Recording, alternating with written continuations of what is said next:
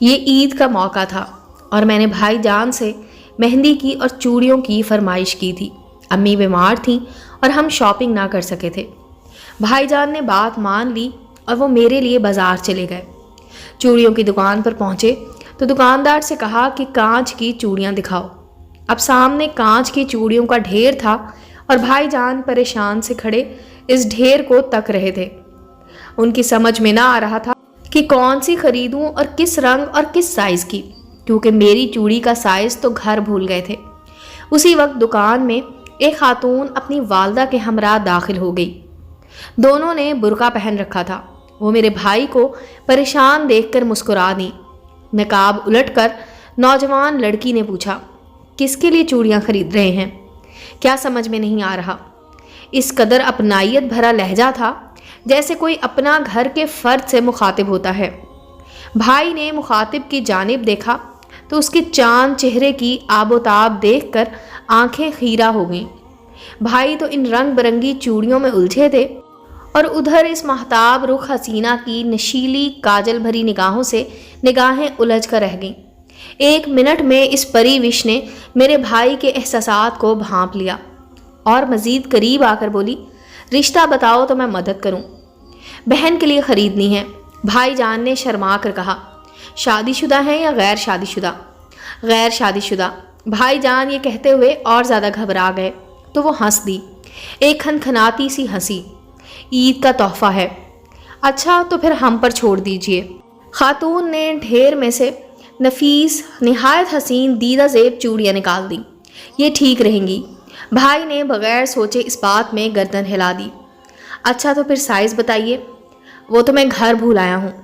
خفیف ہوئے اور پسینے سے شرابور ہو گئے۔ شاید اس حسینہ کے حسن کا روب تھا کہ اس قدر نروس تھے۔ کیا میرے سائز کی ٹھیک رہیں گی؟ پری رخ نے اپنی گلابی کلائی آگے کر کے دکھائی۔ بھائی نے گھبرائی ہوئی نظر ڈالی اور بولے، ہمشیرہ کا سائز اس سے بھی کم ہوگا، ایک سائز کم دے دو۔ دکاندار نے کہا، کتنی دوں؟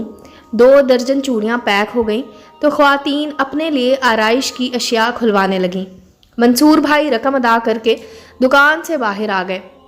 ذرا دور جا کر پھر واپس پلٹے۔ یاد آیا کہ چوڑیوں کا ڈبہ جو دکاندار نے پیک کر کے کاؤنٹر پر رکھا تھا وہ تو وہیں چھوڑ دیا ہے۔ بوکھلاہٹ میں دوبارہ ادھر گئے۔ خواتین مسکرا رہی تھیں۔ دکاندار نے بھی بھائی جان کی بوکھلاہٹ کو محسوس کر لیا تھا۔ اس نے بغیر کچھ کہے خوش اخلاقی سے ڈبہ بھائی کے ہاتھوں میں تھما دیا۔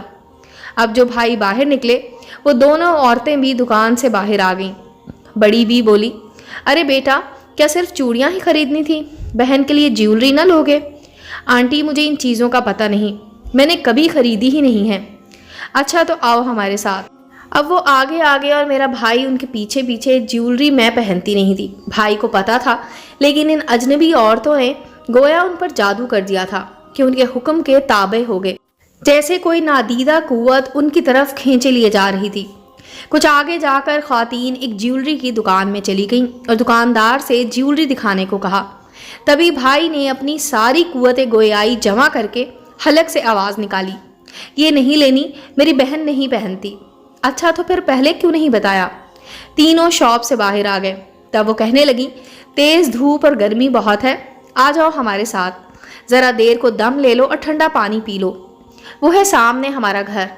وزر خاتون کے اصرار پر بھائی نے بات مان لی اور پھر سے ان کے ساتھ ہو لیا۔ ایک بلڈنگ پر پہنچ کر وہ رک گئیں۔ آؤ اوپر چلو۔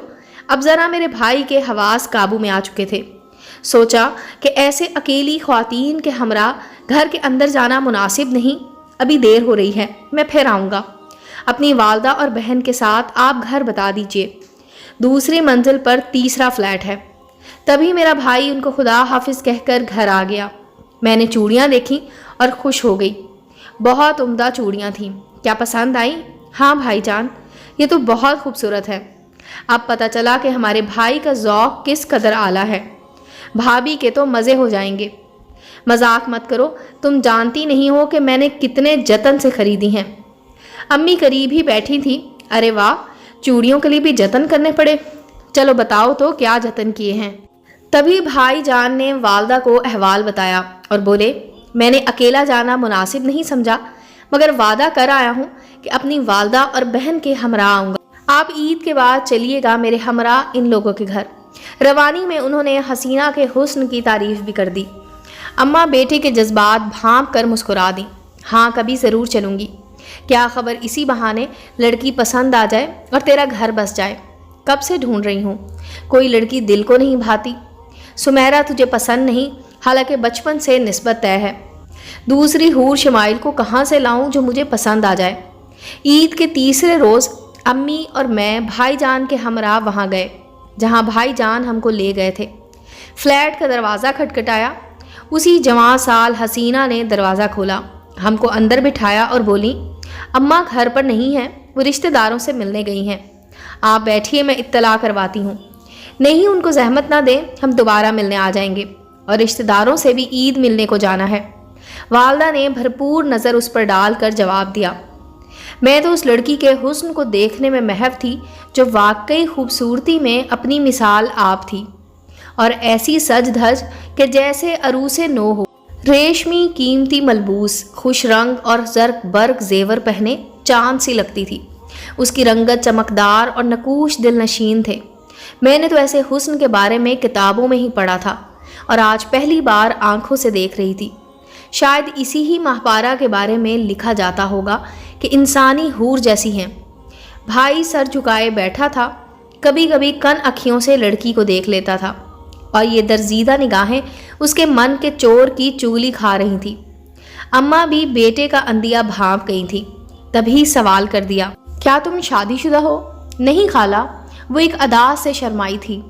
والدہ نے کہا، اچھا اب ہم چلتے ہیں، پھر آنا ہوگا تو آپ کی والدہ سے کبھی مل لیں گے۔ چلتے چلتے میں نے پوچھا، اپنا نام بتائیے۔ ماہتاب، اس نے ایک آن سے بتایا۔ واقعی تم ماہتاب ہو، میں نے دل میں اس کی تصدیق کی۔ جب ہم گھر واپس آ گئے، میری والدہ نے فرمایا، بیٹے اس گھرانے کا خیال دل سے نکال دو، یہ ٹھیک لوگ نہیں ہیں۔ کیوں اماں، آپ کو کیسے پتا؟ بیٹا میں نے یہ بال دھوپ میں سفید نہیں کیے، زمانہ سمجھتی ہوں اور تم کو بھی سمجھا رہی ہوں۔ بھائی کا چہرہ اتر گیا، دل بجھ سا گیا۔ میں نے ان کو افسردہ دیکھ کر کہا، بھائی جان، ہو سکتا ہے کہ اس لڑکی کا رشتہ طے ہو گیا ہو یا کسی اور کو پسند کرتی ہو، منگنی شدہ بھی تو ہو سکتی ہے۔ یہ سب بھی نہ ہوا تو بھی کیا پتا یہ لوگ جو اتنے مالدار لگتے ہیں ہم کو رشتہ ہی نہ دیں۔ ضروری تو نہیں کہ وہ بھی ہمیں اس حوالے سے پسند کر لیں، رد بھی تو کر سکتے ہیں۔ بھائی نے کوئی جواب نہ دیا، سارا راستہ خاموشی اختیار کیے رکھی۔ گھر آ کر ہم نے فوری طور پر منصور سے کلام نہ کیا، لیکن میں جان چکی تھی کہ میرے بھائی کا چین سکون کوئی لے گیا ہے۔ وہ تمام وقت بے چین مضطرب رہنے لگے تھے۔ انہوں نے اماں سے مزید اس بارے میں بات نہ کی، لیکن میری کہی ہوئی بات ذہن نشیں ہو گئی کہ کیا وہ بھی ہم کو پسند کریں گے یا نہ کریں۔ کیا خبر لڑکی کی منگنی ہو گئی ہو یا پھر کسی اور کو پسند کرتی ہو۔ بھائی جان دل کی پیاس کو بجھانے کی خاطر دوبارہ اس فلیٹ پر گئے تاکہ ان سوالات کی تصدیق کرنے کی کوشش کر لیں۔ فلیٹ پر آج بھی ماہتاب ہی تھی۔ اس نے دروازہ کھولا اور کہا، امی گھر پر نہیں ہیں۔ منصور تم ایسا کرو کہ ذرا دیر کو نیچے چلو، میں تیار ہو کر ابھی آتی ہوں۔ بھائی جان کی سمجھ میں کچھ نہ آیا، پھر بھی تابع داری کی اور فلیٹ کے نیچے فٹ پاتھ پر انتظار کرنے لگے۔ 15 منٹ بعد لڑکی برقع اوڑھ کر آ گئی۔ وہ خود کو سنوارے رکھتی تھی، نکسک سی درست تھی، اس وقت بھی کپڑے بہت عمدہ تھے۔ اس نے بھائی سے کہا، گھر میں نہیں بیٹھتے، اماں موجود نہیں ہیں، ایسے میں کوئی رشتہ دار آ جائے اور ہم کو اکیلا پائے تو لوگ باتیں بنانے لگتے ہیں۔ میں نے گھر کو تالا لگا دیا ہے، دوسری چابی اماں کے پاس ہوتی ہے۔ یوں بھی وہ جلدی آنے کی نہیں، اپنی خالہ زاد بہن کے پاس گئی ہیں جو بہت دور رہتی ہیں۔ ہم کہیں باہر بیٹھ کر باتیں کرتے ہیں۔ تم آئے ہو تو اب دروازے سے تو لوٹا نہیں سکتی۔ دونوں نے ایک مہنگے ہوٹل میں کھانا کھایا۔ اس دوران منصور نے پوچھا، آپ کے والد ساتھ نہیں رہتے کیا؟ وہ لندن میں رہتے ہیں، ماہتاب نے بتایا۔ بھائی جان اپنی کار پر گئے تھے۔ پوچھا، اب کہاں جانا ہے؟ اس نے کہا، دریا کے کنارے سیر کریں گے اور باتیں بھی کر لیں گے۔ دریا پر پہنچ کر کشتی کرائے پر لی اور دونوں نے دریا کی سیر کی۔ ماہتاب نے کچھ اس طرح گفتگو کی جس سے واضح ہوا کہ وہ بھی منصور بھائی کو پسند کرنے لگی ہے۔ پہلی ہی نظر میں شیدائی ہو گئی تھی۔ اس نے بتایا کہ ابھی کہیں رشتہ ہوا ہے اور نہ منگنی وغیرہ۔ بھائی جان کے دل میں مسرت کے پھول کھل اٹھے۔ توقع نہ تھی کہ یہ گوہر نایاب اتنی جلد ان کی مراد بر لائے گا اور جیون ساتھی بنانے کی امید روشن ہو جائے گی۔ 2 گھنٹے بعد یہ واپس گھر لوٹ آئے۔ لڑکی نے میرے بھائی سے دوبارہ آنے کا وعدہ لیا۔ جمعہ کے جمعہ آیا کرو۔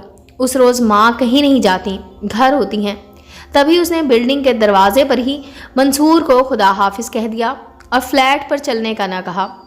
منصور بھائی سوچنے لگے، لڑکی احتیاط سے کام لینا چاہتی ہے اور مجھ سے ملنا بھی اس کے لیے خوشی کا باعث ہے، اور تنہائی میں مجھے اپنے ساتھ گھر بٹانے سے گریز کیا۔ حالانکہ وہ میرے بھولے بھالے بھائی پر یہ تاثر جما رہی تھی کہ جب گھر پر اکیلی ہوں کسی غیر مرد کو گھر کے اندر آنے جانے کی اجازت نہیں ہوتی۔ دوسری ملاقات دل کی لگی کو 2 آتشا کر گئی۔ وہ زیادہ بے چین و بے قرار ہو گئے۔ رات کو نیند نہ آتی اور کمرے سے نکل کر صحن میں ٹہلنے لگتے۔ اماں نے نوٹ کیا اور بولی، بیٹا کیا مسئلہ ہے، بتاؤ تو صحیح۔ اماں، آپ پہلے اصرار کرتی تھی کہ شادی کرو، اور اب جب میں چاہتا ہوں شادی کرنا نام نہیں لیتی۔ بیٹا شادی ضرور کرنی ہے تمہاری، اور بہت جلد چاہتی ہوں کہ ہو جائے، بہو گھر میں آ جائے، مگر مہتاب ہرگز نہیں۔ اماں آخر اس میں کیا کمی ہے؟ آپ کیوں ایک نظر دیکھ کر ہی اس سے چڑ گئی ہیں؟ ارے بیٹا، اس لیے کہ یہ ٹھیک عورتیں نہیں لگی۔ میرا اندازہ ہے کہ یہ 2 نمبر عورتیں ہیں۔ ان کی نجو ہیج، انداز گفتگو، اور پھر اکیلے رہنا۔ تم بچے ہو، زمانے کو نہیں پرکھ سکتے۔ اماں آپ بھی عجیب ہیں۔ شادی کروں گا تو مہتاب سے، اور آپ پر یہ ثابت کر دوں گا کہ یہ برے لوگ نہیں ہیں۔ آپ کے اندازے غلط ہوتے ہیں۔ اس کے بعد منصور امی سے بدگمان رہنے لگا۔ وہ 2-3 بار مہتاب سے ملا، لیکن وہ فلیٹ میں نہ لے گئی، بلکہ ماہر ملتی اور گھر کے پاس پہنچ کر خدا حافظ کہہ دیتی۔ ایک روز منصور نے کہا کہ تم کل اپنی والدہ کو پابند رکھنا، میں اپنی ماں کو تمہاری امی کے پاس لاؤں گا۔